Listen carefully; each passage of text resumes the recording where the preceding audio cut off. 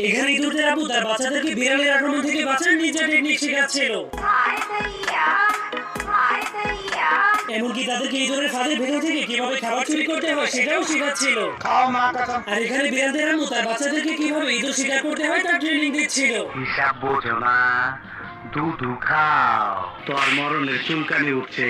এরপর তাদের মা একটা খেলা ইঁদুরকে চাবি দিয়ে চালু করে ছেড়ে দিলেই তার বাচ্চা সেটাকে ধরার জন্য চলে যায়। কিন্তু সেটাকে ধরতে গিয়ে তার বাচ্চার অবস্থা অনেক খারাপ হয়ে যায়। ঠিক তখন একটা চালাক ইঁদুরের বাচ্চা ট্রেনিং এর হাত থেকে বাঁচার জন্য চুপচাপ ঘর থেকে পালিয়ে যায়। এমনকি একটা বিড়ালের বাচ্চাও সুযোগ পেয়ে ঘর থেকে পালিয়ে যায়, যার কারণে তখনই তাদের দুজনের সামনাসামনি দেখা হয়ে যায়। কিন্তু তখন ইঁদুরের মা এসে বিড়ালের বাচ্চাটাকে বলে, কিন্তু বিড়ালের বাচ্চাটা তার কথা না শুনে তার পিছু করতে করতে তাদের ঘরের মধ্যে ঢুকে যায়, যার কারণে ইঁদুরগুলো তাকে লাথি মেরে তাদের ঘর থেকে বের করে দেয়। এই জন্য সে কান্না করতে করতে তার মায়ের কাছে গিয়ে ইঁদুরদের নামে বিচার দিয়ে দেয়, যা